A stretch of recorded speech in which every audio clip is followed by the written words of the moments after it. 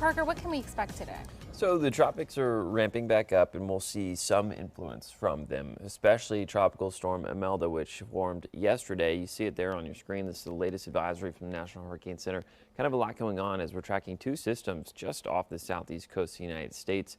The one on the far right, that is Hurricane Umberto, still as a strong Category 4 hurricane, expected to continue keeping its intensity before weakening slowly as it approaches the island of Bermuda.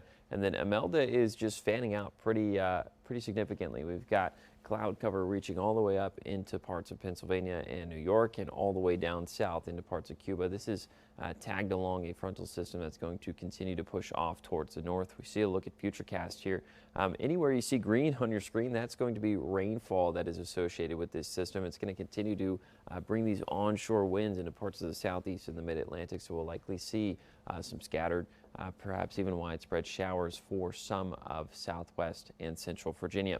As we go throughout the rest of the week, the system eventually pushes offshore as an area of high pressure looks to build in right over top parts of the northeast, bringing in some cooler and drier air and also some clearer and fairer skies. However, for this morning, we do have partly cloudy conditions out there right now, a little bit of patchy fog. Humidity is the big talker as it feels pretty muggy outside right now. 54 to about 59 across parts of the New River Valley, 60 to 66 for Lynchburg, Southside, and the Roanoke Valley, whereas parts of the Highlands are in the upper 50s and low 60s as well.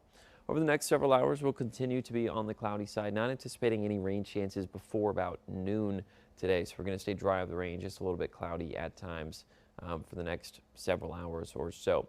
Afternoon high temperature is going to be about 1 to 2 degrees cooler than the seasonal average, just because of some of the cloud cover that we're going to be dealing with over the course of the day. But have a look at Futurecast. Once we get to about 1, 2 o'clock, that's when some of those showers really start to build in to parts of Southside and Lynchburg area. Anywhere you see some of these yellows and pockets of oranges, those are some heavier pockets of rain or some moderate pockets of rain where we could see some pretty influential rain showers build in across the area. But once they continue to push off towards the west and approach the 220 corridor, that's when they start to dissipate. So a lot of the rain showers that we're going to be dealing with won't really make it as far west as, say, parts of the New River Valley or as far north as parts of the Highlands.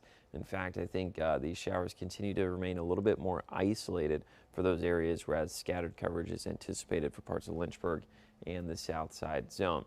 Now moving forward over the next couple of days, eventually the winds will shift to be more so out of the north and east, and all of this moisture that we're dealing with builds back out to sea, and we'll be dealing with some cooler air and some drier air building in from the north. You see our wind barbs here. They're going to be building out of the north, so cooler temperatures are certainly headed our way. We go from 76 today to 70 on Thursday, upper 60s expected across the region on Friday, with overnight lows getting back down into the upper 40s and low 50s.